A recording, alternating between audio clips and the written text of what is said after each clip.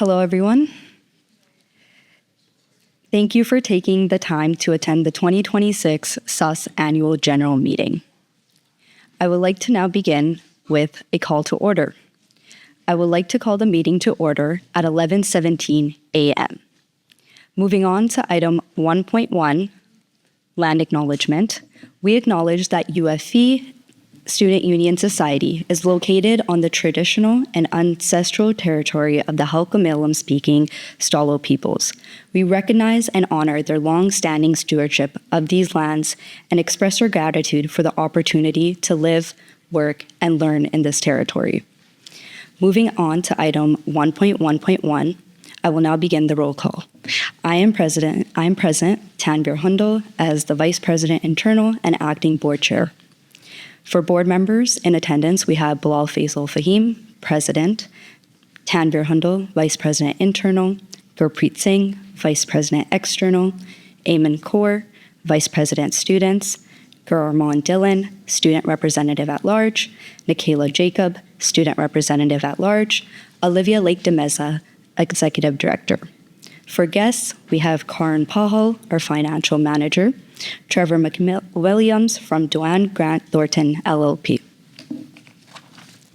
Regrets we have today are from Balkarn Singh Gill, Student Representative at Large, and Prabtran Singh Mahal, Student Representative at Large. I will now like to move on to item 2, items for adoption. Item 2.1, or consent agenda. 2.1.1 states approval of the agenda. The motion reads, be it resolved, the 2026 SUS AGM agenda is approved as presented. Can I get a mover? Can I get a seconder? All in favor? Any abstentions? Any opposed? The motion passes unanimously. I will now move on to item 2.2, approval of the AGM 2025 minutes. Can I get a mover? Can I get a seconder? All in favor? Any abstentions? Any opposed? The motion passes unanimously. I will now like to move on to item 2.3, conflict of interest disclosures. I will now give you the opportunity to present any conflict of interest disclosures. I have a question. So, voting or is like the whole membership list okay? Yes, the whole membership. So yes. Are there any conflict of interest disclosures? Perfect. I will now move on to item 3, special presentations and discussions. We will begin with item 3.1, introductions. I would like for everyone on the panel, starting from the far right, to please share their name and position.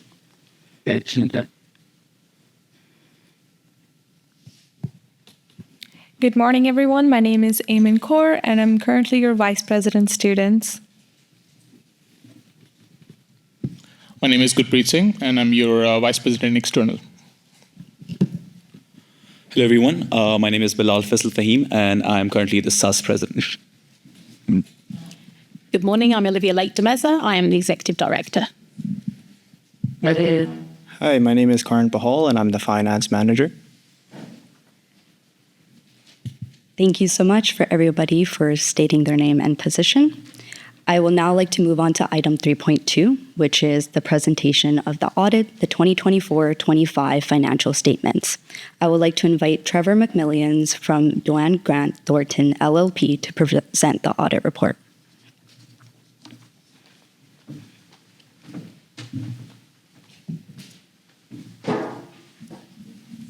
Just looks like yeah. Perfect. Thanks, Tanvir. And everyone can hear me all right? Thanks for coming out. So I've been part of the audit team for the past 3 or 4 years.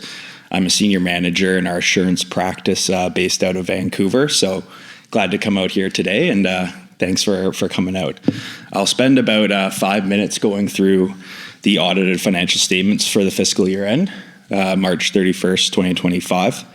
And I'll start with our audit report.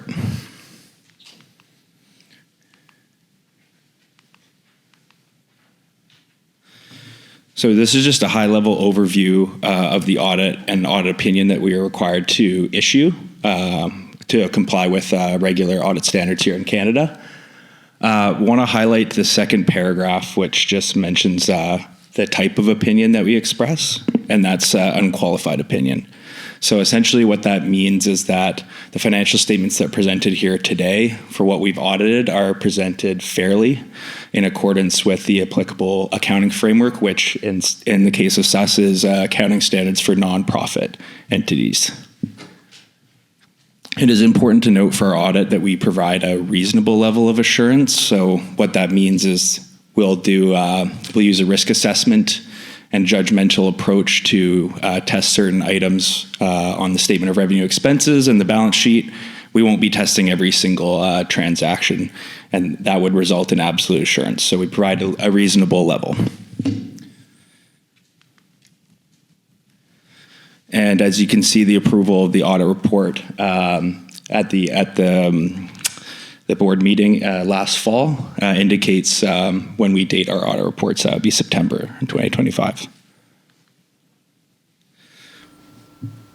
So I'll go through the statement of revenue and expenses briefly, and also the statement of financial position, or the balance sheet, as some of you may know, just as a high-level overview, and we'll maybe take a few questions after I get through a few of those. Yeah. If you scan the QR code, this one, the presentation, everything will be available to us. Okay, perfect. Yeah, and correct me if I'm wrong, Karan, Olivia, I believe these will be published on the website after, yeah, okay. Just before I get into going through this quickly, so our audit approach usually is done in a hybrid manner, so a little bit in our office in Vancouver and also out here, working mainly with Karan here, kind of May through July to do our audit planning, risk assessment, and then do the testing of certain balances. So we completed the audit kind of end of July, and then provide our draft report and materials, and then everything gets approved in September in that board meeting.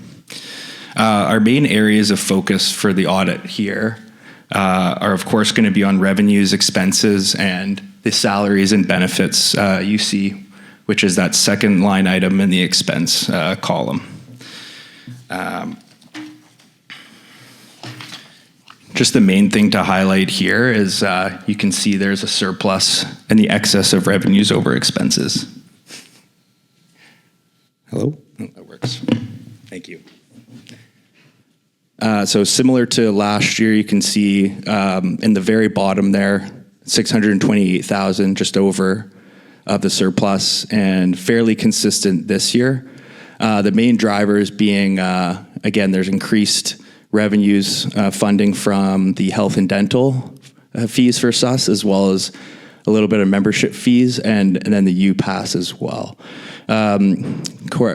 Correlating the health and dental premiums and as well the UPass expenses and increase in salaries are going to where we spend the most of the time for our audit.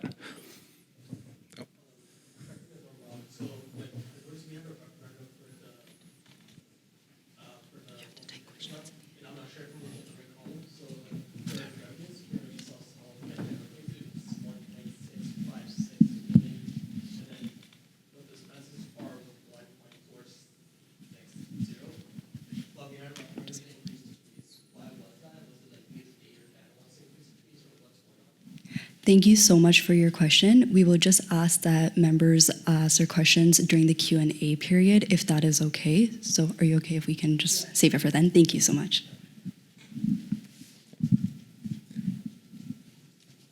So just to kind of wrap up here is, yeah, we spend most of our time, our audit firm, focusing on those revenues. It's a mix of confirming the funding coming from the university, is also doing what's called substantive procedures. So looking at certain transactions, gaining supporting documentation, for example, F&B sales. Similar with expenses, we spend a lot of time on salaries, benefits, looking at who's employed here, payroll master file, employment contracts, things like that, and also perform what's called attested details on the expenses. So selecting, using our audit methodology, selecting a sample of expenses and gaining supporting documentation to make sure it's appropriately presented and classified here. So statement of financial position, again, some key things to kind of note that I'll go over. The increase in cash you'll see at the top, very top line there, mainly attributable to the surplus that we saw on the statement of revenue expenses, just in terms of some operational efficiencies noted. The short-term investments, you see the third line down there, that just represents the increased market value of the portfolio of investments that SUS holds, and that's as at March 31st, 2025.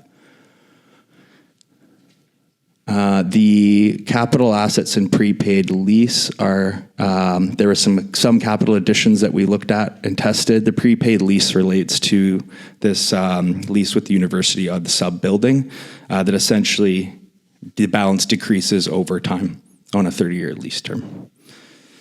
Accounts payable, you can see there in the first line, and liabilities did increase with some increased costs, and it was mainly UPass expenses, some unpaid, again, as at that March 31st, 2025 fiscal year end.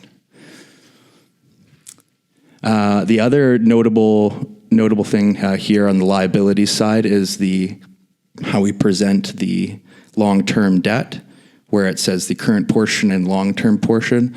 Essentially, from us accounting geeks, from our perspective, it just means you are looking at the debt that is due within 1 year of that balance date of March 31st, 2025. And why it's changed year over year was there's a few loans that were maturing in November of last year.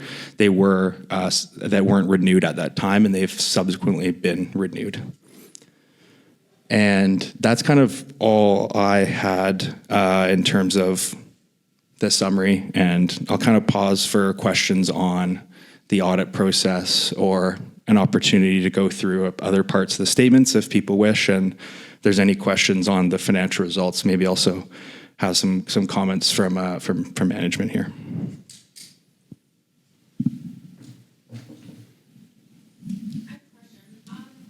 Sorry, could you just raise your number, just so we have it? Thank you.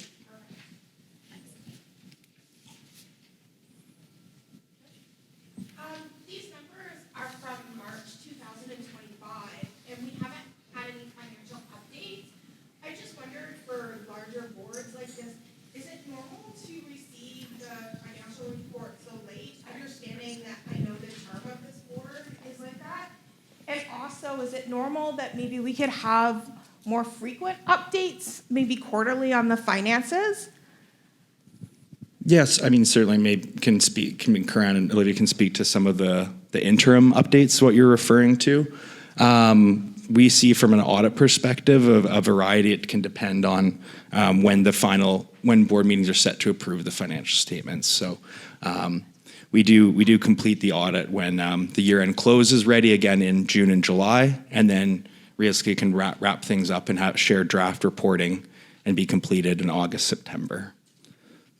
So what I hear is this was completed in August, September of 2025, but the membership doesn't see it until this meeting. Is that correct?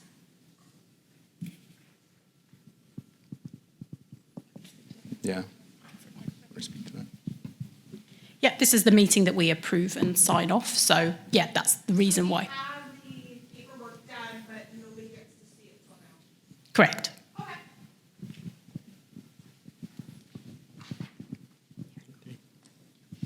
Hello.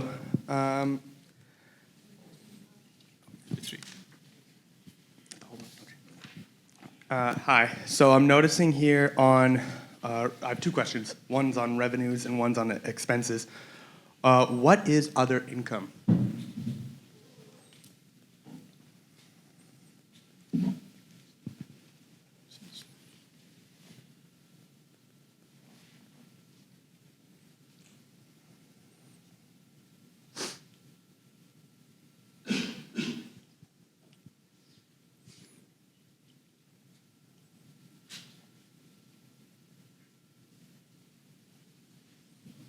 can speak to that actually. So other incomes, any other revenue that we generate. So that can be a multitude of things. Some is through any interest that we have on our bank accounts. It's for leases of the building and space, so for rentals for this.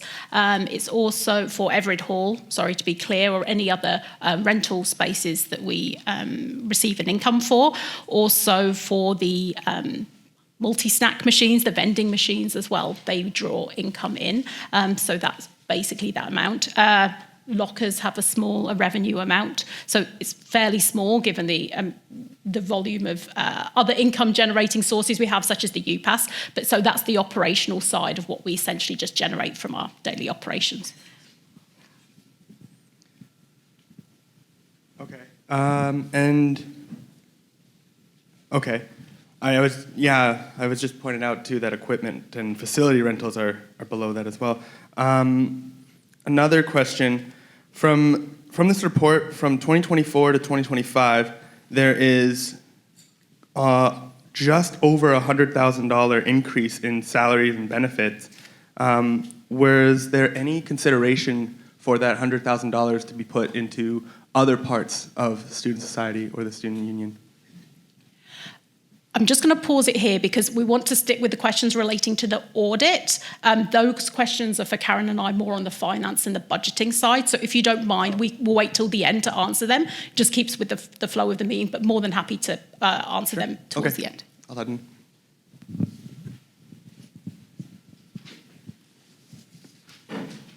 Yeah, you mentioned that the other income is from facility rentals. Or sorry, yeah, you said that other income is from rentals, but so what does the equipment and facility rentals actually cover then? Yeah, no, I see that. I have to actually bring up the budget to double check, but I'll answer that again at the end when we're discussing the budget more in detail rather than the overall audit, if that's okay. But I'll definitely answer it later.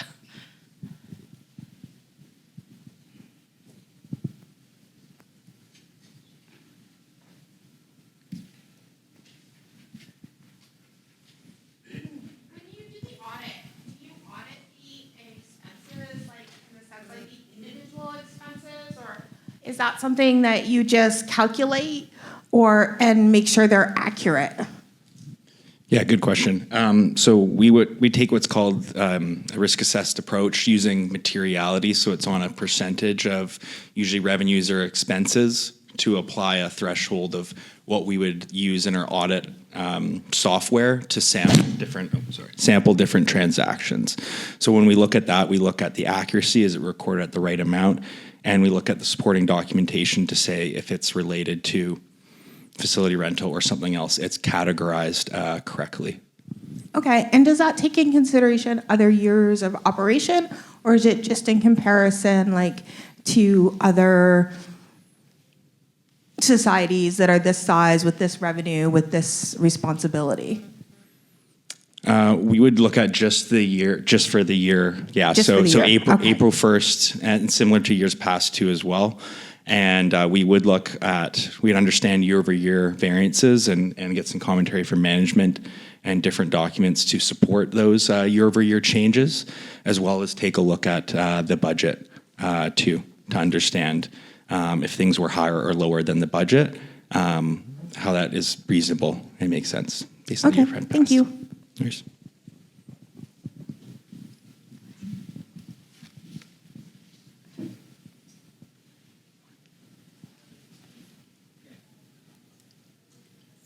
Okay, I don't see any more questions, but thank you for listening, and I'll pass it back to Tanvir.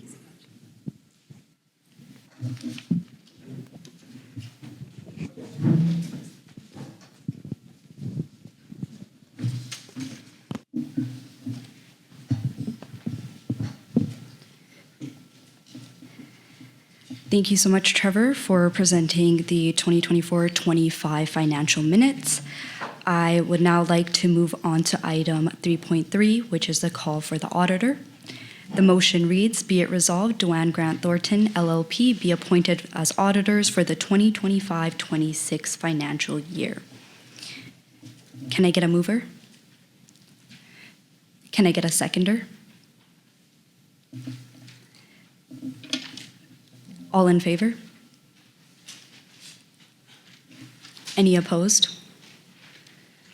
Would you like your opposition to be written down? Any abstentions? Would you like your abstention to be written down? Perfect. The motion passes unanimously. I would now like to invite Olivia to present the 2026-27 budget presentation. It's item 3.4. Sorry. Karn to present the 2026-27 budget presentation.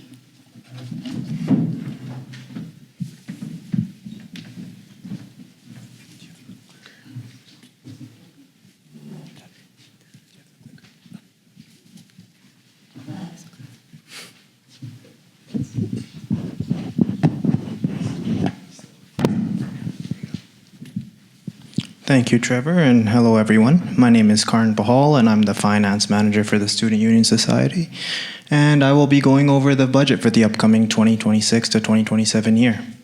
So we will jump right in.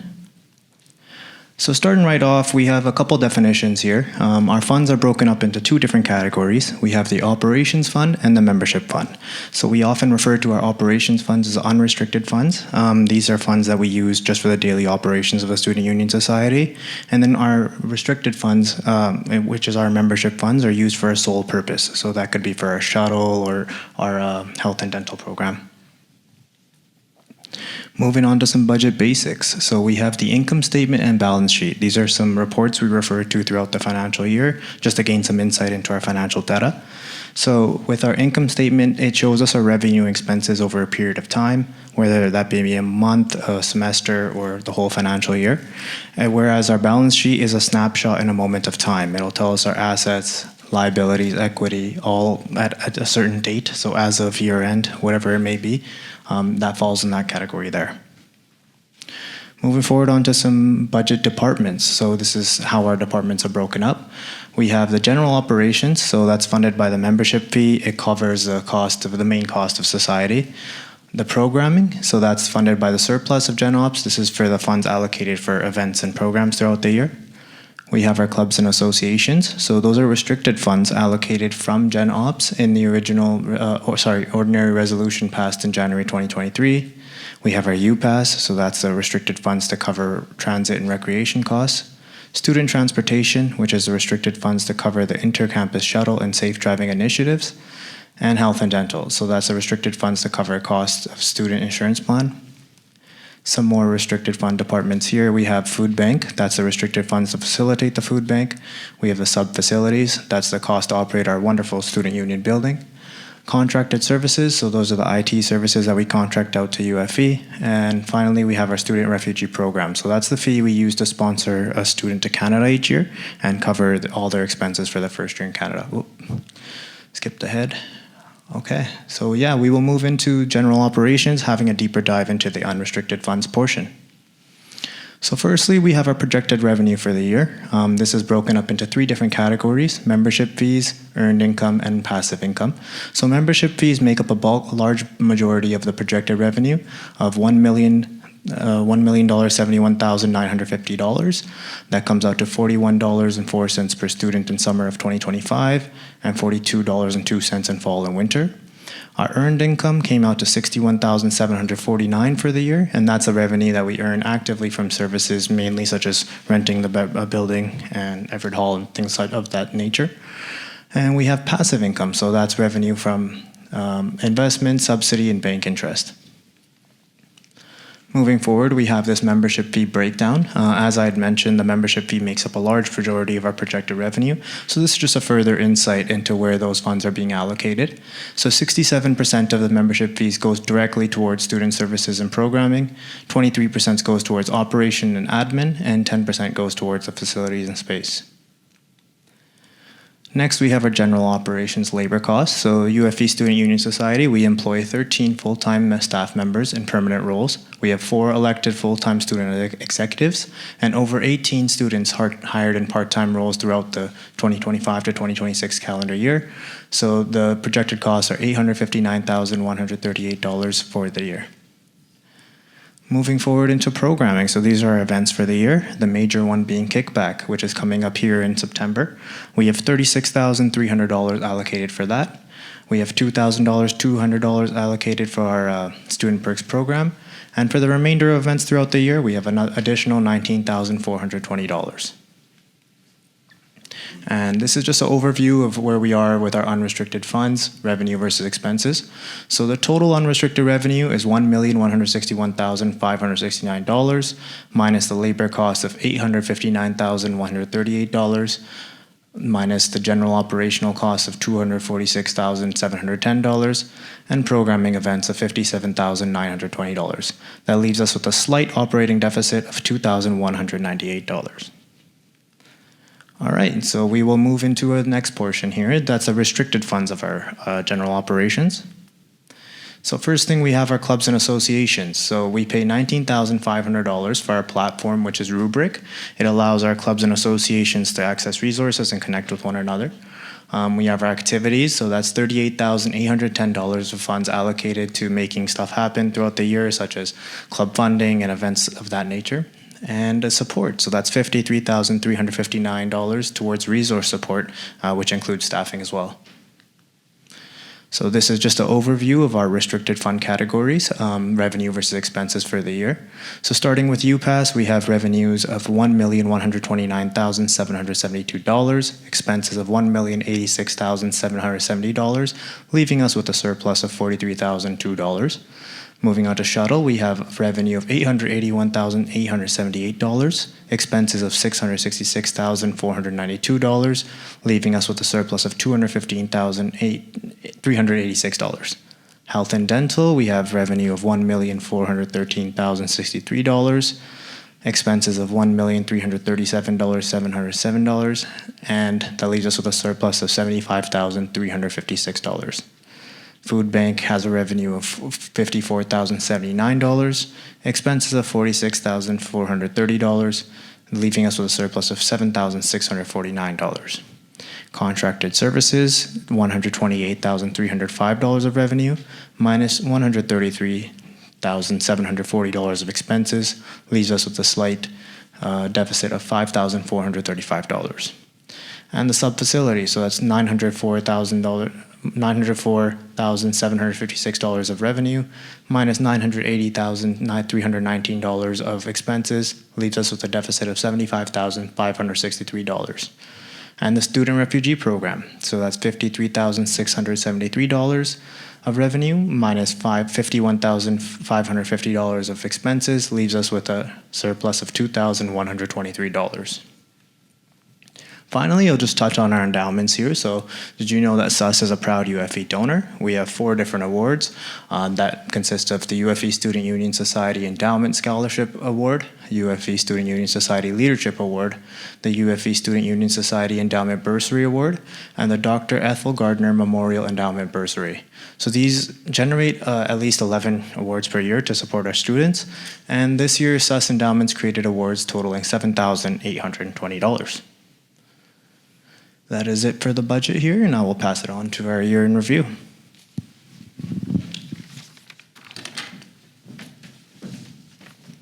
Thank you so much, Karn, for presenting the 2026-27 budget.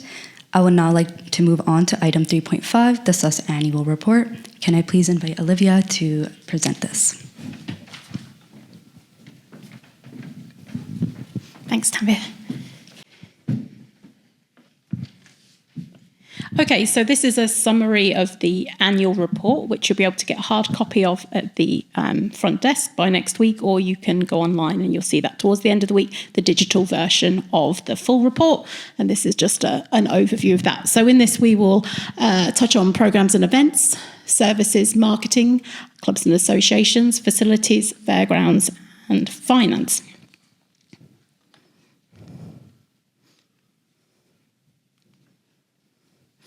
Okay, so with events, this year we delivered 63 events and we sold 41,000 tickets via Rubric. There was a strong mix of community wellness and executive-led programming.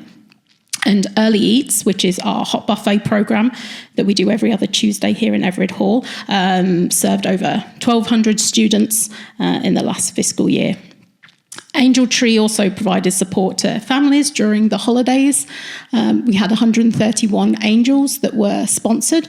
We also had additional income through our gingerbread friends that we sold this year, and the money for that went towards the gift for the angels. And we have 13 new student perks partners. So for the UPass, we are now fully digitalised this year on the UMO app, which makes, generally speaking, things easily accessible for students using the transit and also the recreation centres. We relocated the Walmart shuttle back from its temporary location, where a regular shuttle goes, back to outside of housing, just to make things a little bit easier. And there were 2,400 recreation activations.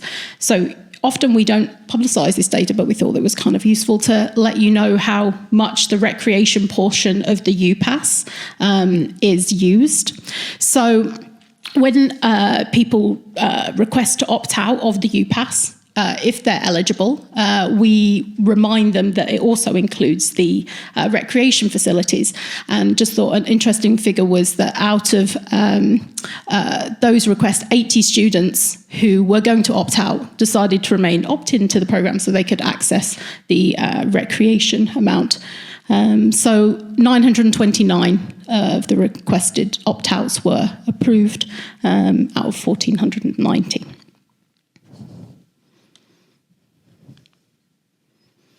The campus shuttle. So we've extended evening hours to support later classes and added some more runs during the day to avoid any left behinds or people that are not able to get onto the bus. So there were over 49,000 scans this year. So we're really proud of this service because it's such an essential use. If I can speak to later on to the budget for that, but just as Karen was going through the budget and talking about the surplus that we currently have in the campus shuttle, we will be quite impacted by the rising gas costs. So that will be affecting our shuttle service. And in June, we're actually renewing the contract with the shuttle service. So the cost to the society will increase from June onwards, but we have budgeted for that. So there is no increase projected for students at all for the foreseeable future, which is great news. Health and dental. So the amount of students opted in to health and dental are 7,700. The total claims exceeded, so that's people who are using the health and dental program, you're claiming an RMT or physio, any medication, eyewear, things like that. Those total claims exceeded 830,000 for the year. With the referendum not passing, there are some adjustments to the coverage required. So we're at the point now we're waiting for Lumo to come up with what the numbers of the future health and dental plan would be, as if it was to stay the same. There will be a gap in the amount of funds required to maintain the programme. So we'll be looking at where we can make adjustments to the health and dental plan to have the lowest impact possible. But we will be following up with you all on that as that information comes from Illumo. Marketing update. So Instagram reach increased this year by 34%.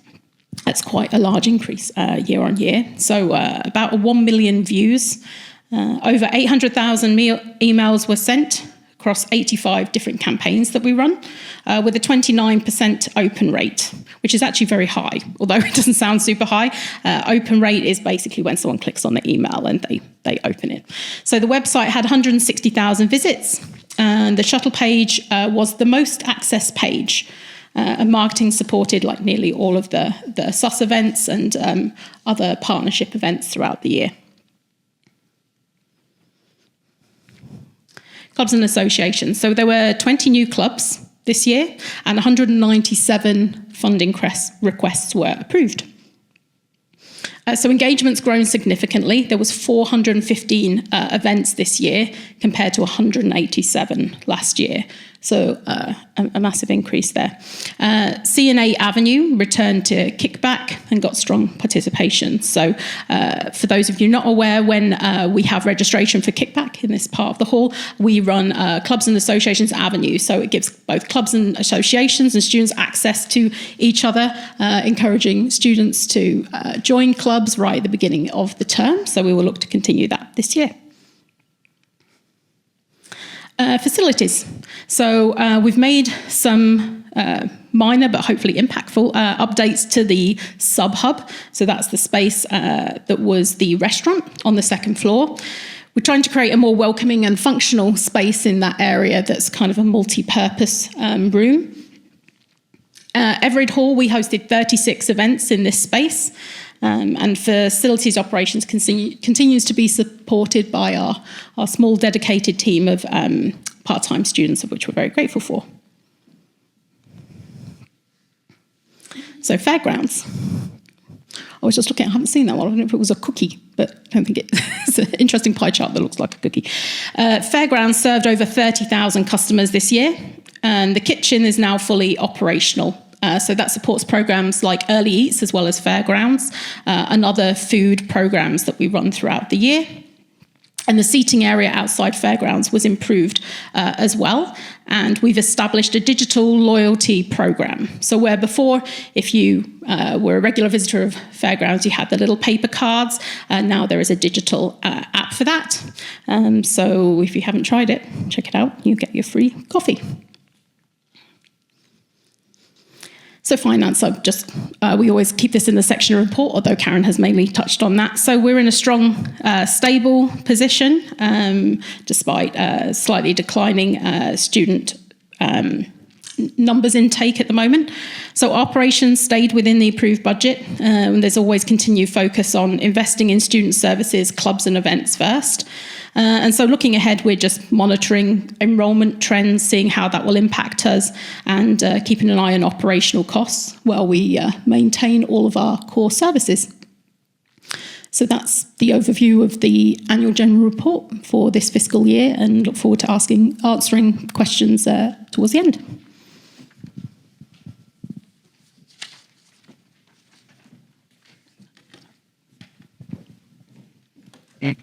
Thank you so much, Olivia, for presenting the 2026 SUS annual report. I will now like to move on to item 3.6, which is the executive goal plan presentation. I would like to invite Bilal to the stage to provide this.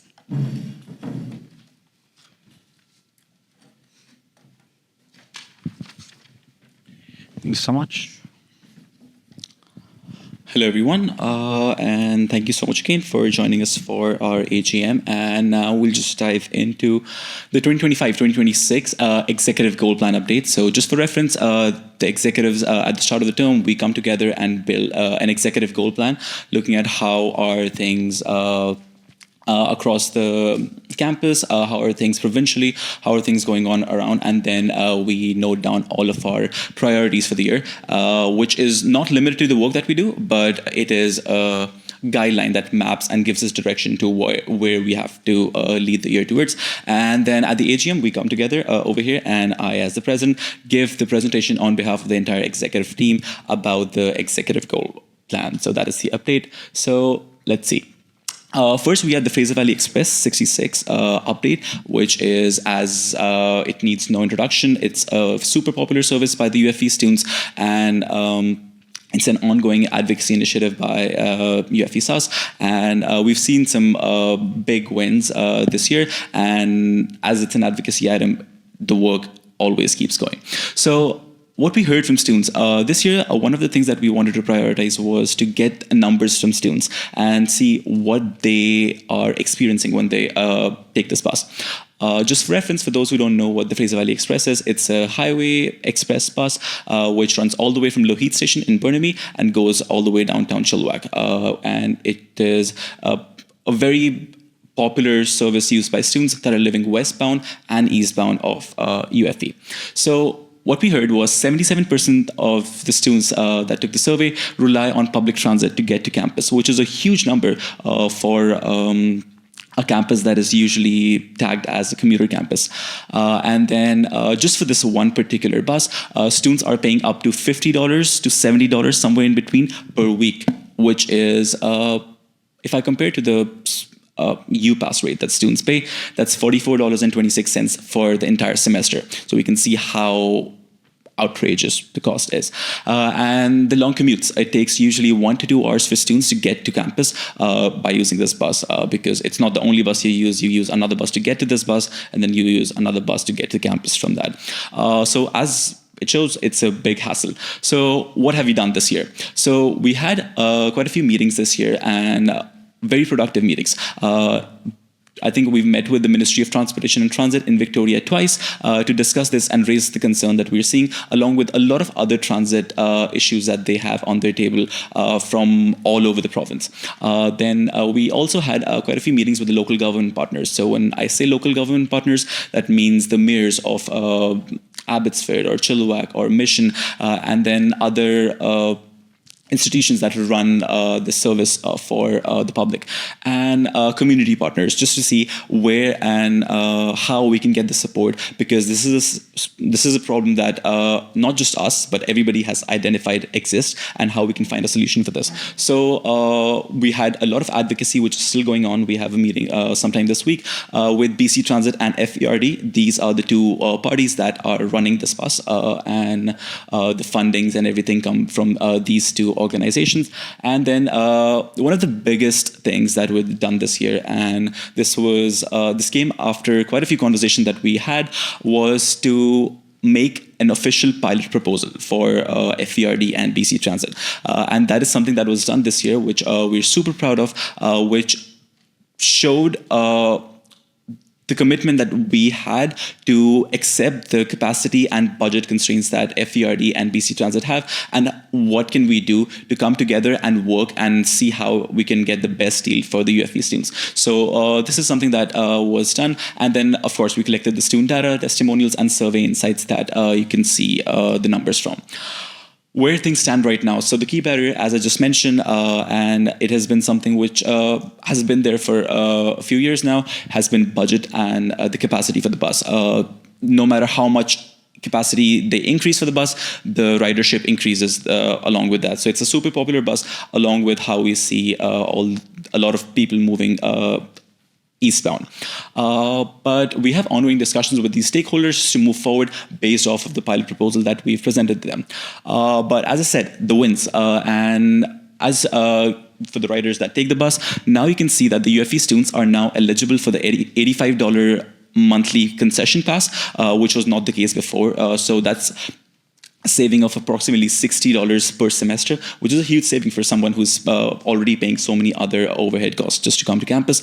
And another issue that was raised was the bus didn't have hours later into the evening, so that if, let's say, if a student has a class till like 8:30 p.m., they cannot make it back home. Just as an example, I used to be one of those students. If I have a late class, I'll have to go crash at my friend's place. I can't go back. And a lot of students were facing from these issues. So what we've seen now is that the timings of the bus has been extended, with the last eastbound trip, which is towards Chilliwack, at 10:55 p.m. from McCallum PNR. And then we have the last westbound run, which is towards Vancouver, at 8:54 p.m. So which is a pretty big increase in the timings. That was about the Fraser Valley Express. Now we will move on to the governance side of the executive goal plan update. So the first one that we had was Policy Clarity and Transparency Initiative. So just like any other policy at any other institution, this is an ongoing work. All the time you have policies, and then you see that, oh, how can we make these policies better? And then there are discussions that happen at the board level. So one of the ideas this year was that over the term, the policies will be reviewed, and with a focus on clarity and consistency across all the policies that we have. So the executive team worked, thanks to the input that we got from the board as well, and the efforts to standardize the policy and the templates and correct any inconsistencies if there were, and incorporate the student feedback was conducted. Then we moved on to the financial literacy initiative. So this is something that SUS does every year to just create more financial awareness, because as we know, tax season, if you haven't filed your taxes, just a reminder to do that. So last week, we hosted a finance workshop and information session, partnering with both internal and external organizations, just to give students the information which is like basic but not readily accessible for students, so that increase student access to financial knowledge and boost independence and confidence in financial process. The third one is board engagement and accountability strategy. So a structured reporting system was implemented with monthly board reports submitted and discussed at the public board meetings each month, which was something which was very helpful that we saw this year, and then also supported, connected, and provided opportunities for the board of directors to engage with their goals through their specific mandates over the term. So for more context, the board members, along with their positions, also hold a few mandates that are outlined in our policies, and then they work towards that mandate along with all the other general responsibilities of the board of directors. So that was something that we're really proud of. And then improve student awareness and visibility of the board of directors to students through dedicated social media coverage, which you might have seen. There was a social media post made out there just to let you know that these are the familiar faces that you see in your regular classes, in the cafeteria, and everywhere, and you can always have a conversation with them. The fourth point and the last point in the governance section was SUS Explained, Department and Systems Awareness Series. So this was something that the executive team planned and was planning on executing it this year. But due to executive transition and including the resignation of the VP internal, which was Taj Sharma, this initiative was not completed, but it will be revisited by the next executive team and see if that is something that they want to adopt for the next year. Moving on, we have advocacy. So I'll just go through this quickly. So we have the zero textbook cost, which is a initiative that was launched by UFV at the Open Education Strategy Week. And just to give numbers and just show how the impact of this has been, over 25% of the courses in this particular semester, winter 2026, have been acknowledged as the zero textbook cost, which just means that if you take those courses, you're not paying any other fees for like textbooks or any other resources apart from the tuition that you've paid, which is a huge project that we've been working on. Then we have the international student tuition cap. This has taken like quite a few waves this entire year, because it's not just the international tuition cap, it's also the domestic tuition cap, which came on the table when the provincial government said that we will be doing a review for all the institutions in BC. But that is something that we've been in contact with the provincial government, with other institutions, with the UFV senior leadership to make sure how we can tackle that. But as the end of the year comes, for continuing students, tuition increases limit will be up to 4% per year, and that's about it, which applies for 5 years from the first semester of registration in classes. So which just means if you're an international student and you're at UFV, your fee won't increase more than 4%. It won't increase 4%, it won't increase more than 4%. For the domestic students, it's 2% that's mandated by the provincial government.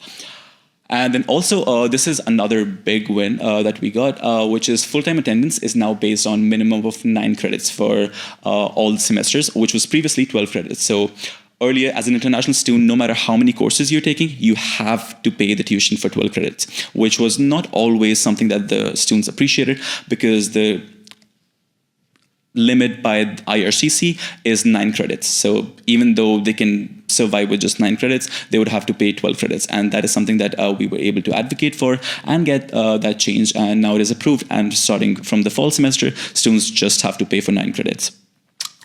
Then we have the Canadian Alliance of Student Associations, which will be referred to as CASA. And just so everybody knows, that's a federal advocacy organization that the UFV Student Union Society is a member of. And we do all of our federal advocacy through them. So your SUS president, that is myself, I held the position of treasurer on CASA's board of directors.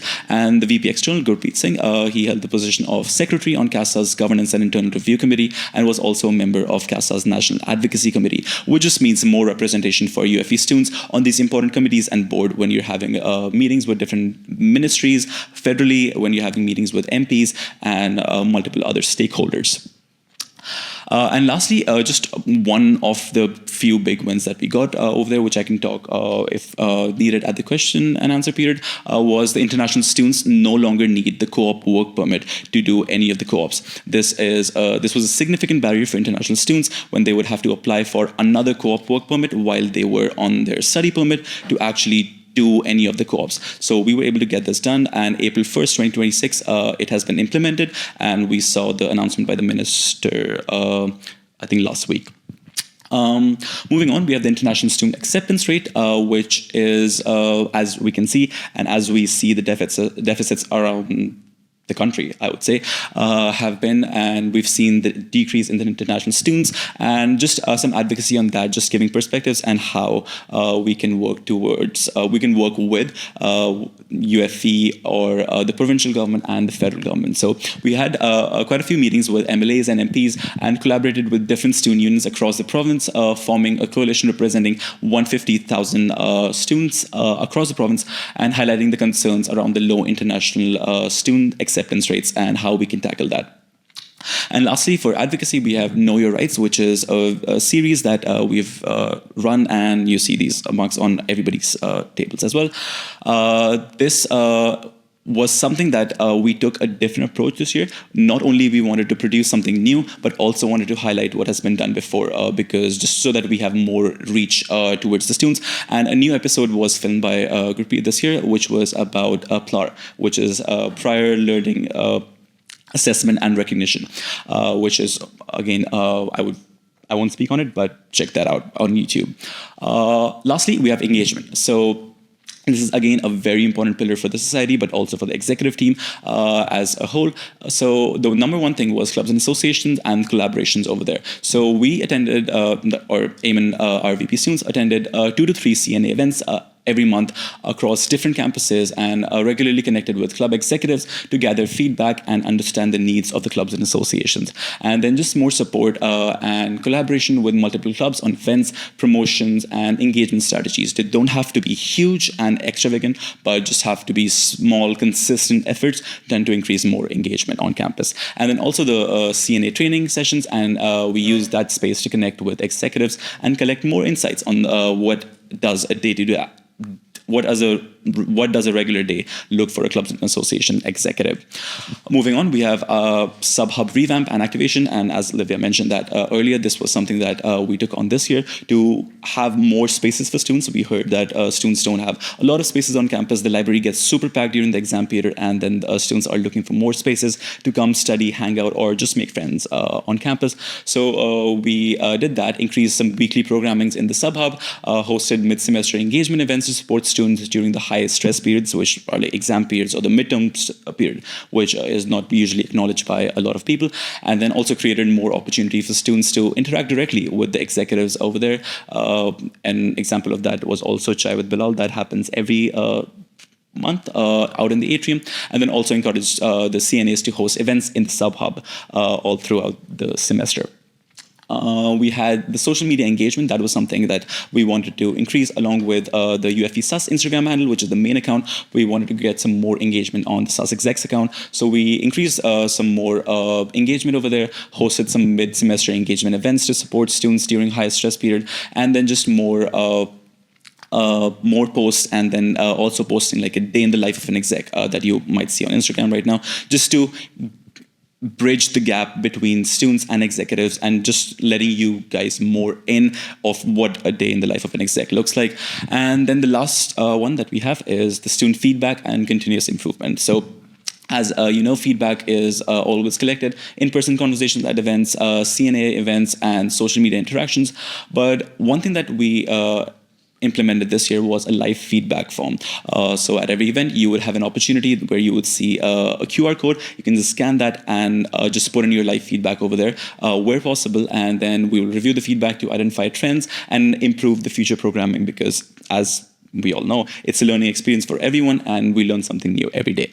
And then also lastly, we work closely with student groups to understand their needs firsthand.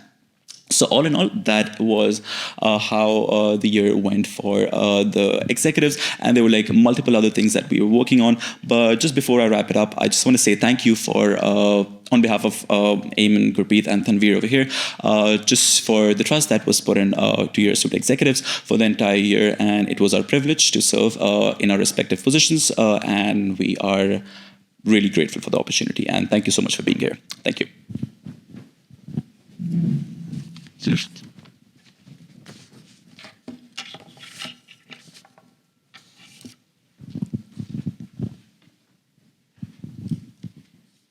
Thank you so much, Bilal, for providing the executive goal plan presentation. I will now like to move on to item number 4, which is the question period. You will have the opportunity to rise and ask your question once. This is just a gentle reminder to please present your question under 1 minute. I will raise my hand when you have 10 seconds remaining. As well, when you are about to ask your question, I ask that you please raise your number. Once I call out your number, please wait for the microphone, and then you may begin. The floor is now open to questions. Number 3.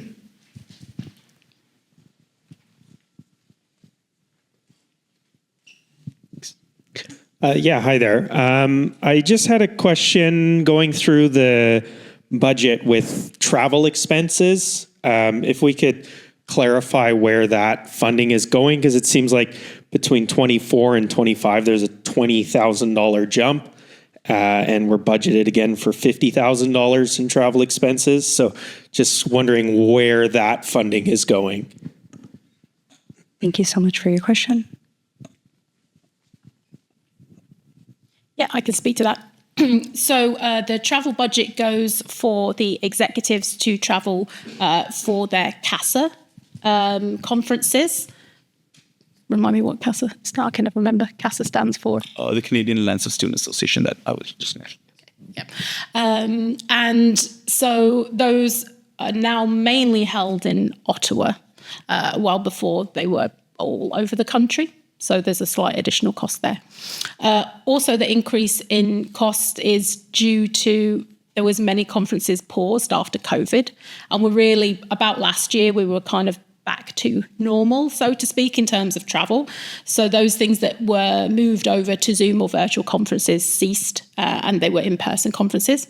So that's a portion. And then the other portion of travel is we're a member of Amicus C. They're the Association for General Managers and Executive Directors of Student Unions and Associations in Canada, but also represent all of the operations staff. So there are 2 conferences per year. One is a regional conference that's local. We actually hosted it in 2024. And then there is a national conference which moves around. So they are the total amount. Obviously, hotel costs have increased, and so have flight costs over time. So that would explain the difference. Thank you. Number 5.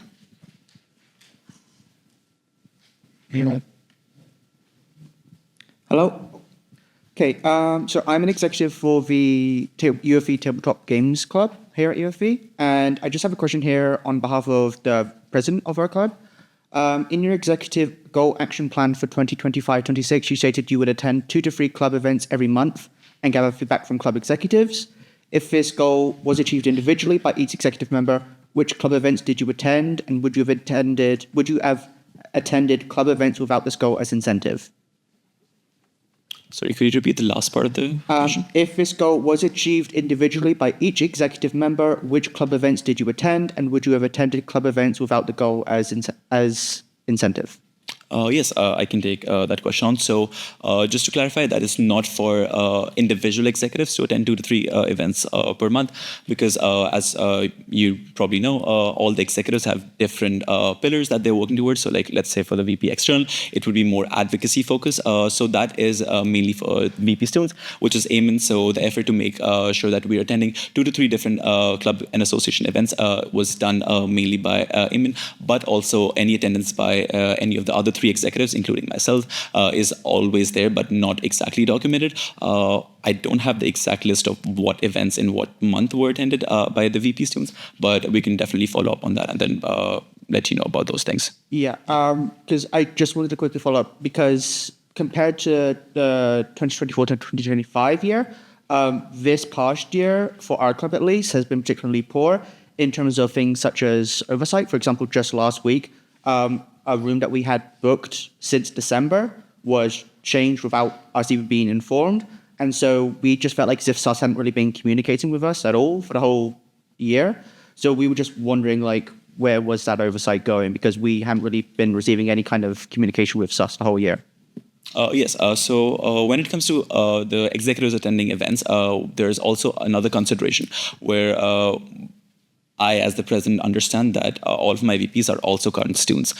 They are enrolled in full-time courses, and then they have to make sure that they are able to attend those events and manage their work along with their classes. So I can totally understand. I was the VP students last year, where it might be the case when you have other commitments during those times when there are events. So not every club might get an executive, and it's always not announced as well that an executive from the SUS will be attending. But on the other question that you had about the rental thing, I won't have the information on that, but I would suggest following up with our clubs and associations coordinator, and then we can definitely see what went wrong in that, and if there's any miscommunication over there that we can address. But no, thanks for the question. Thank you. Number 23. Hi, thank you. I also kind of wanted to talk about CNAs as well, because I'm the social media coordinator of the English Students Association and the oncoming president coming in next year. And I know in the budget talk there was 50,000 roughly gone to club supports. I just wanted to kind of get a better understanding of where you guys feel the supports are being gone, or how they're supporting clubs and associations, because I know myself personally and a lot of clubs that I've spoken to have experienced a really rough year working with SUS specifically, and as well as maybe the feedback as well. I think having a list of the clubs that were visited would be important to sharing publicly, because I know at the ESA we weren't contacted, and we had a lot of frustrations that we did vocalize to you guys as well. And as a club that's been, or an association that's been running for 13 years, I think it is definitely important to contact people that have been around for a while.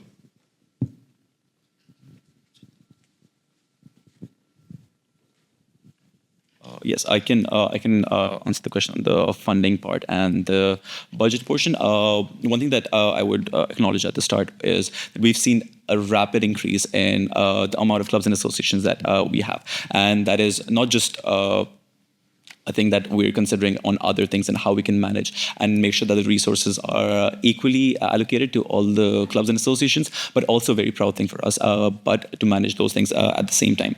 I think one of the biggest places where we mentioned the funding and everything would go, and even when we were presenting the finance presentation about the budget, we pay Rubric $19,500 for their platform. So that is one portion where the money would go. Then there's obviously the payroll services that come for the clubs and associations coordinator with that position. That is like another place where the resources would go. And then there's funding, which just for context, 2 years ago, we increased the funding for clubs and associations. Earlier, it used to be $1,000 for the entire year, and then we increased it to $1,500 for every club that re-registers once more. So that is another place where the resources would go. So that would be like the budget answer. And then there are a lot of other SUS-led CNA events as well that you might see. So when I say like SUS-led CNA events, they're like some collaborations that you might see with different clubs, and to the point of like your club not able to have an executive for an event, I would again just say that it's just a lot of scheduling things when you have like different classes and events that you have to attend, but also a lot of like office work and everything, which not saying that it is not part of the job, but ensuring that each and every club gets the same attendance by an executive is something very hard to promise, but to ensure we try our very best to make sure that we're attending more and more events. And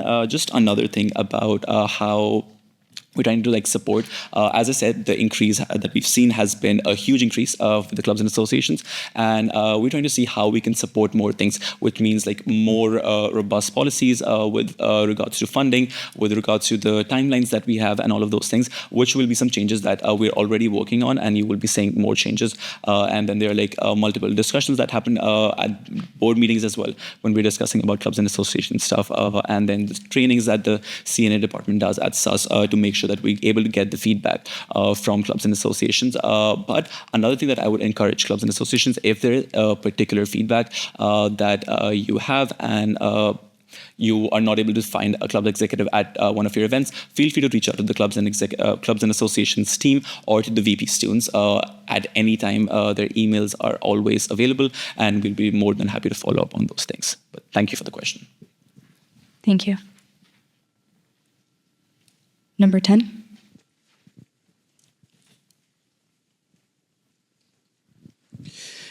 So I noticed that the reduced hours in the summertime for the shuttle, but the fees that you're paying for the shuttle in the summertime is the same as the other semesters. So I was just curious, how do you guys justify the fees being the same throughout each semester, including the summertime, with the reduced hours? Yep, that's a fair question. So we look at the shuttle holistically, that we support the shuttle through an annual process. We don't divide it by semester. There are quite a few reasons for that. Essentially, like any summer program where there is less usage, whether it be the building, there is a portion, I suppose, that you could argue subsidizes the rest of the year, so it offsets it. And we don't have different fees for different semesters. All of our fees are sort of a fixed rate and they're flat through the year, because those students that do utilize it may utilize it the same way. So although there's a reduced schedule, there are also a reduced amount of students using it as well. So we have a reduced income during that time. We don't keep the same amount of income because there are less students in the summer. So overall, the income and the outgoing still balances in the summer in a very similar percentage to the rest of the semesters. Thank you. Number 11.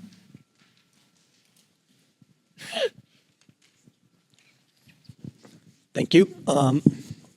So I noticed, for the health and dental plan, we're paying about almost $500,000 to the dental portion of things.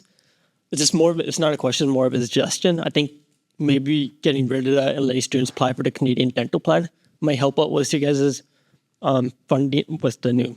I'll speak to that straight away before we get anything, but continue to ask your question afterwards. But with the Canadian dental plan, students are actually not eligible for it. I was reading the terms and conditions. It's if you have a dental plan, you're not eligible for it. It is actually if you have access to a dental plan. But we can get rid of it, and then there'll be no access to dental plan. Then there would also be no access to healthcare either. I see what you mean. Actually, I like to rebuttal. But if you get, I'm not sure what the terms and conditions are with your contract, but maybe if your contract's or you have access to healthcare, but not the dental portion, maybe. But I'm not sure what the contracts are. Yeah, you're right. You could separate them. And it's a fair question. I've also asked the same question. So, so in order for anyone to have access to the Canada Dental Plan, you would have to not have access elsewhere. So that would mean us removing the dental plan altogether. So while it may help a few students, it actually leaves many students vulnerable. Not everyone would be eligible for the Canadian benefit. For example, new students that are arriving in Canada that haven't done their year of taxes would not be eligible for it. So then you have all international students in their first year would have no dental. And that's something that we would be obviously very cautious to support. And while that is a possibility, I think in terms of equitable health and dental care, certainly conversations with Alumo and our internal conversations would highly discourage that. Also, given we don't know from government to government, how that might look or what that might change. So we would be very hesitant to remove that portion of the dental plan. And that the Canadian dental plan is also not for everybody. There are many students that are living within a threshold that would not qualify for it either. So I think to support a few and get rid of the masses of support for dental care is not something that I think we would be overly exploring. Should we bring to a referendum? Like, should we pay for dental plans? Do we need healthcare plans? Because it's like when you're a primary, this is your primary source. It kind of sucks. Like $40 for chiropractor, when chiropractor costs like $100. Like, I think there's no use. So like, I think it should be a referendum. Like, hey, should we have it or should we not have it? Yeah, and I think we already have gone to a referendum, and it was determined to have it, and therefore we do have it. So it has gone through student consultation, and we have also just had another referendum to look at changing the costs, and that didn't pass. So we are constantly seeking student feedback for that. And some people will find it useful and some people won't. But it's possible in one practitioner visit or one health and dental visit, you can cover the cost of the entire health and dental plan in one visit. So yeah, I'll defer to the chair to regulate questions. Thank you so much. Number 24. Hi, so I was just wondering, whenever you guys are meeting with MLAs or MPs, is there any chance that students could be made aware of this beforehand and there could be an opportunity for students to submit their own questions and concerns that you could then pass on to these MLAs and MPs? Yes, I can speak to that question. So usually with these meetings with different MPs and MLAs, they sometimes might occur randomly. It could be like we could get to know about the meeting that it's happening next week and we might have to go over there, or it is like us reaching out. But mainly the time when we are having the main meetings is usually in November. That is the time when we're doing our advocacy weeks, where we're like lobbying the provincial and the federal government.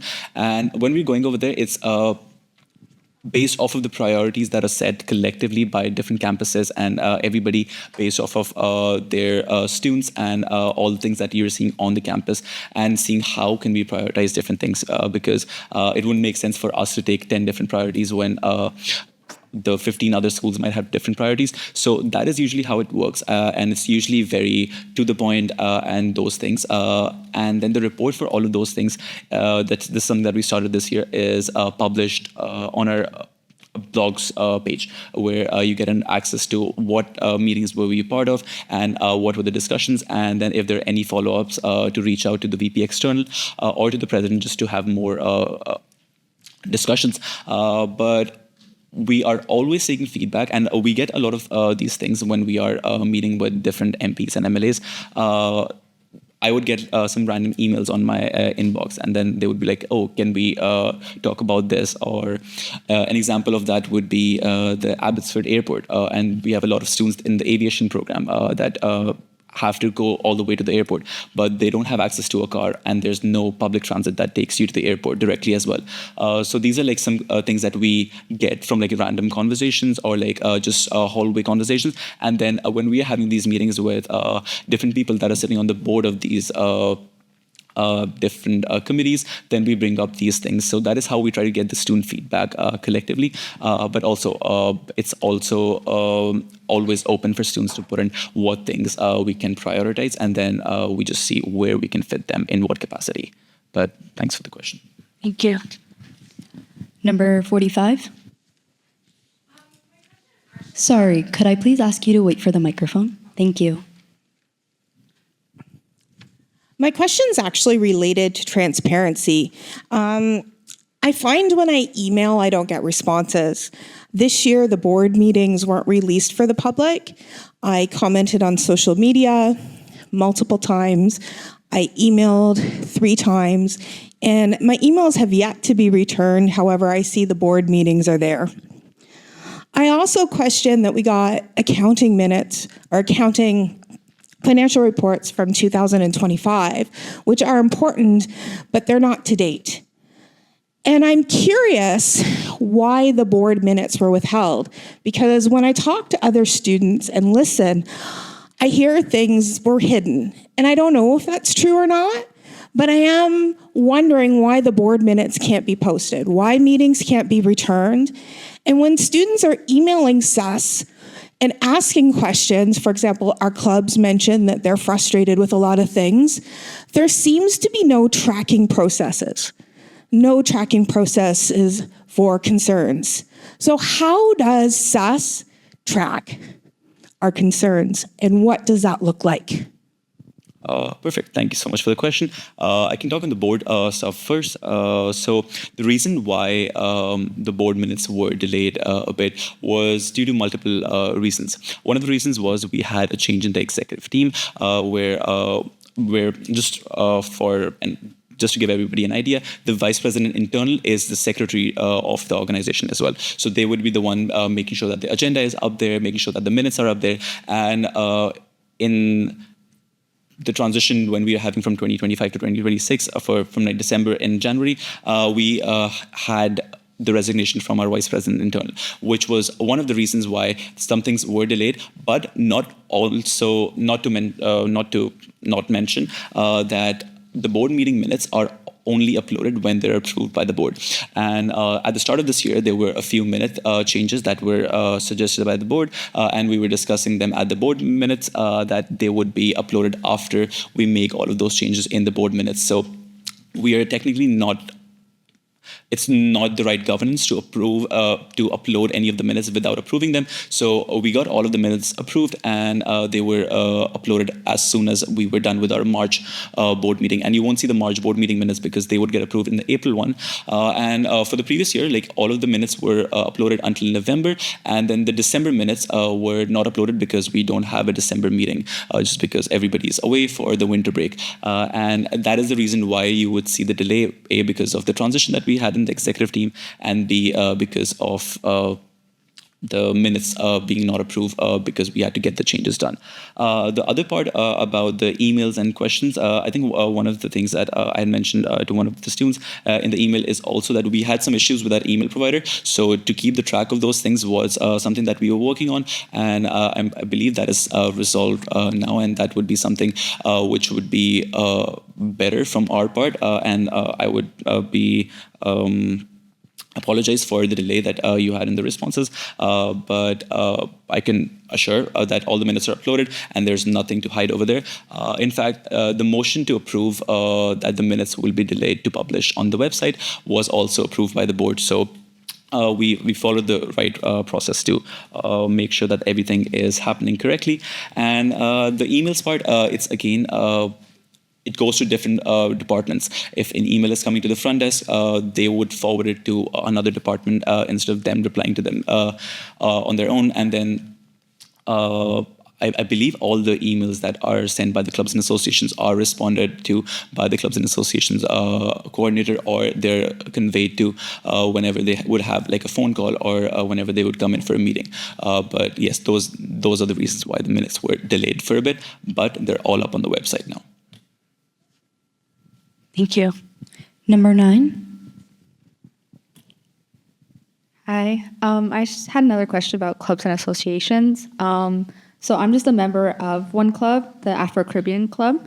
And my question, I'm just a member, I'm not on the executive team, but I just want to ask if the student union, if they could acknowledge the difficulties and concerns that the executives of these clubs have, just acknowledging and just seeing if they can find those difficulties that these club executives have, just to see if you guys see the problem, just if there's any solutions or even just any reasons why these difficulties are still persisting semester after semester. But that's all. Thank you. Yes, and thank you so much for your comments. And again, as I've acknowledged before, acknowledging again that yes, there are a few things that we've received as feedback from a lot of different clubs and associations, and we understand that sometimes the process might not be as smooth, along with so many different things that you as a student would be dealing with assignments, final exam, midterms, and then having to deal with all of that might be an additional thing. But just to speak on behalf of SUS, we see that there is these things where we have some room for improvement. And what we decided at the, I think it was last month at our weekly executive meeting was that we will be putting together a standing committee for the clubs and associations and see how and what gaps do we see in the policies and the procedures for the clubs and associations and how we can improve all of them. So that is something that would be worked upon all throughout the summer, and which would also include getting more information from the clubs and associations that what are those things that clubs and associations are identifying and they're struggling with, and how we can also incorporate that into the CNA trainings that are led by the Programs and Services Department at SUS to make sure that before we get into the business of fall and different semesters, there are opportunities for those clubs and associations to get their concerns resolved as soon as possible. But thank you again for raising that question, and I can assure you that there is more work being done to make sure that the policies and procedures are more robust. Thank you. Number 33. Hello, thank you. I have two questions. Firstly, one, I want to expand a little bit on the salaries and benefit question that I had earlier. I noticed that in the report there is a couple areas that are less than from their 2024. One of them being students and grants, if I'm remembering it correctly. Student sponsorship and funding went down about almost a little over $6,000. Now that's not a lot for comparison to the salaries and budget, but I was just wondering if we could have an expanded understanding of why the salaries and benefits went up $100,000.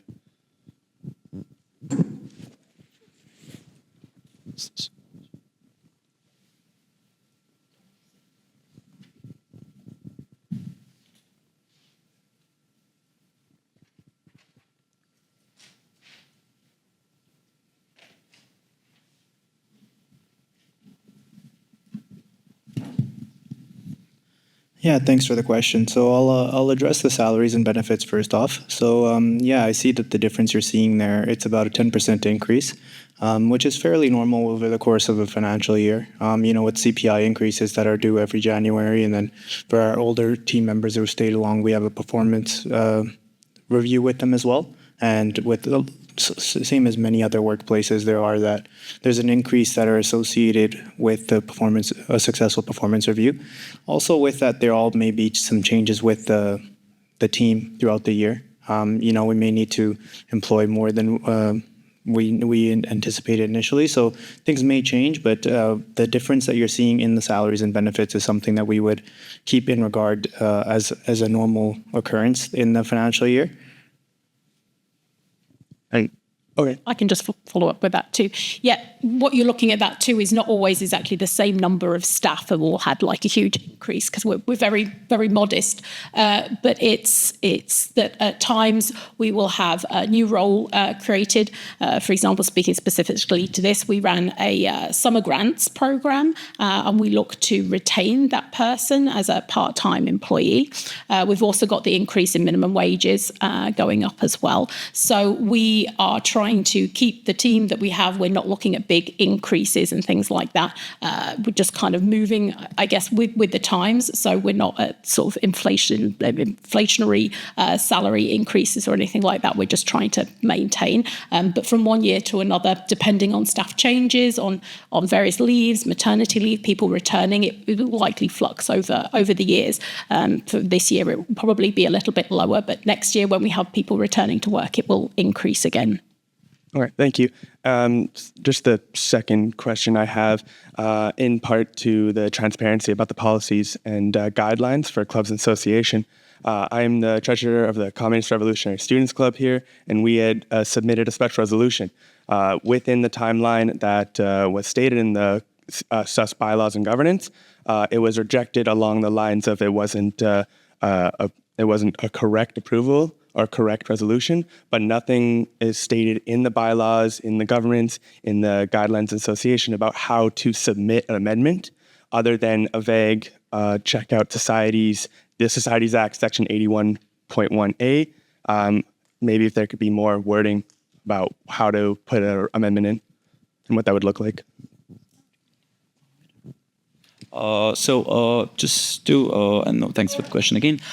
In the bylaws on bylaw 13, that is where it mentions about, where is it? Sorry, yes, bylaw 14. That is where it mentions about the general meeting and the agenda and how to put things forward at an AGM, which essentially, in a nutshell, says that it has to be a resolution when it is put forward for the membership to vote on. But also there are, yes, there is a guideline of like how things can be uploaded, but there's also another aspect of what things are approved by the board, what things are approved by the executives, and what things are approved by the membership. Because as you might know, at any organization, or especially at an organization like ours, we have the governance side of things, we have the operation side of things, and it is very important, and even for the governance, to make sure that everything is going well in the governance, that we are bringing the right things to the right places. So let's say there is a reason why the club funding that comes every week is approved by the executives and not by the board, because the board is a governance board. They focus more on the bigger aspects of the budget. So the budget cannot be approved by them, can only be approved by them. But once that is approved, then it is our responsibility to stay within the budget and make sure that we are letting the board know and giving updates, and the board keeps us in check. So that's just an example of how and where the right things would get placed. But as I mentioned earlier, item 14 in the bylaws outlines why and how we can put any resolution up on the AGM agenda. So I hope that answers the question. I will now take the final questions. I will default this to someone who has not had the opportunity to ask a question first. Number 25. Yep, hi. So I was just wondering about the budgeting about for club and associations, like 90,000 of that going to rubric, and that's like about 40% of the whole budget. So I was wondering if you have sought out other, like, I don't know, do you know what percentage of students actually use rubric, what percentage of clubs actually use rubric, if you have sought out other options than rubric that are more affordable? Like, it just seems to me, you've sold, like, you said 40,000 revenue from rubric, and out of that 20,000 of that is going to like just the platform expenses. It just didn't sound reasonable to me. I don't know if you have any other options in mind or plans. Mm-hmm. Yeah, so we don't generate any revenue for clubs and associations, but the rubric fee, I agree, it does seem high. We have looked at others when we first initiated with rubric. The advantage with rubric is that it basically it covers what would essentially be almost a full-time job for someone else to do. So while 19,000 seems high, excuse me, with health and dental benefits in the package for a full-time person, we will be looking over 45,000 for that. Rubric, from an administrative point of view, covers so much that we're not able to do it in person because we don't have the resources. So while the ticket price might seem expensive, it does provide good value for money for an administration portal for us. And it is comparable, if not cheaper, than some other alternatives, Bounce, MCL, other companies that we've been in contact with and looked at their rates. It is the mood lighting.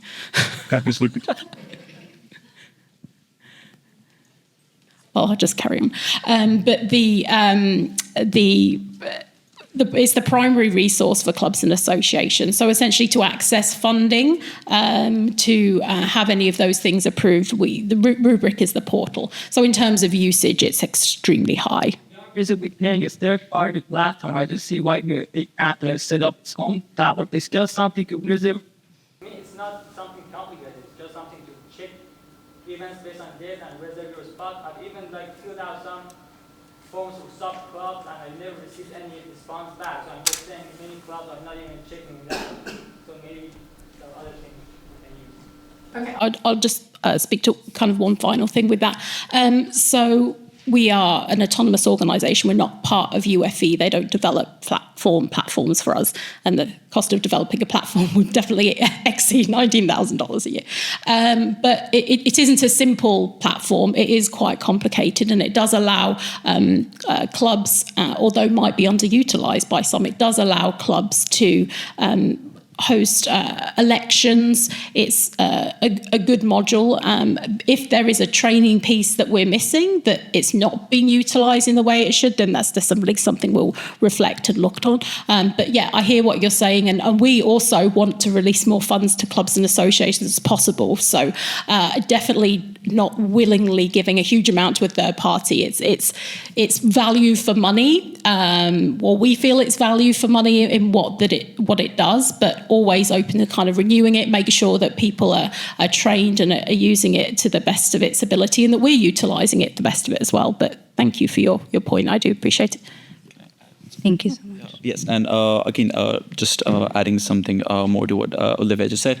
I interact with a lot of different student unions across the province and across the country, and one of the biggest things that they struggle with quite a few times is how to manage their clubs and associations, because you could have one number in 1 year and you could have a completely different number in the next year. It could increase, it could decrease, and how do you manage all of those things with the limited amount of staffing and the limited amount of time that you have with the forms? So while it might look that it is underutilized by some of the clubs, it is overly utilized by a lot of clubs as well, when there's a lot of funding forms that we get, the event request forms, but also a lot of additional benefits that we are exploring with Rubrics, where the elections can be hosted on Rubric for the clubs and associations.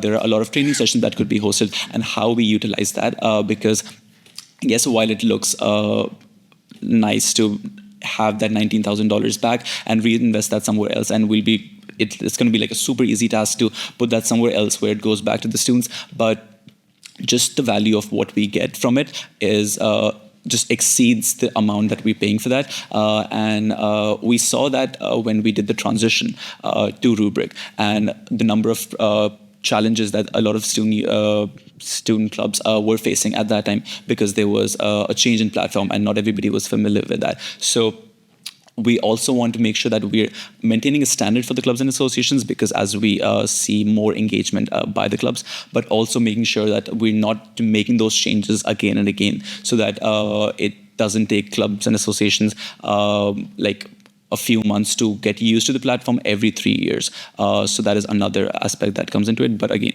thank you so much for the question and for the thoughts. Thank you so much. Thank you so much for the panelists, Olivia, Karen, Bilal, for answering the questions. If you have any remaining questions, please send this correspondence via email to the respective team members. I will now move on to item 5, which is the giveaway.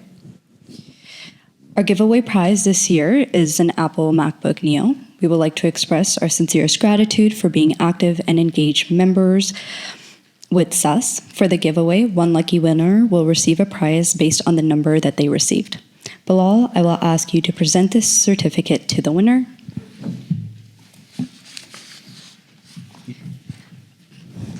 Please bring the certificate to the front desk and you will be able to claim your prize after the AGM.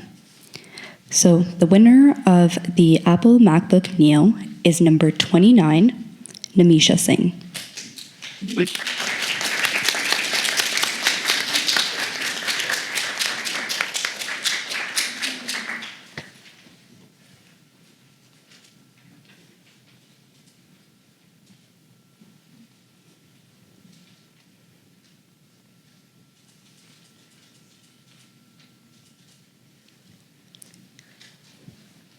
Congratulations. Thank you, Bilal, for presenting this. I will now like to move on to item 6, which is the adjournment. I would like to adjourn the 2026 Annual General Meeting at 12:49 p.m. Thank you so much for attending. As well, please help yourself to sandwiches and beverage to the right of Everett Hall. Thank you to the Windmill Deli for providing the amazing sandwiches. Thank you so much for attending. Enjoy the food, and we look forward to seeing you at the next SUS event.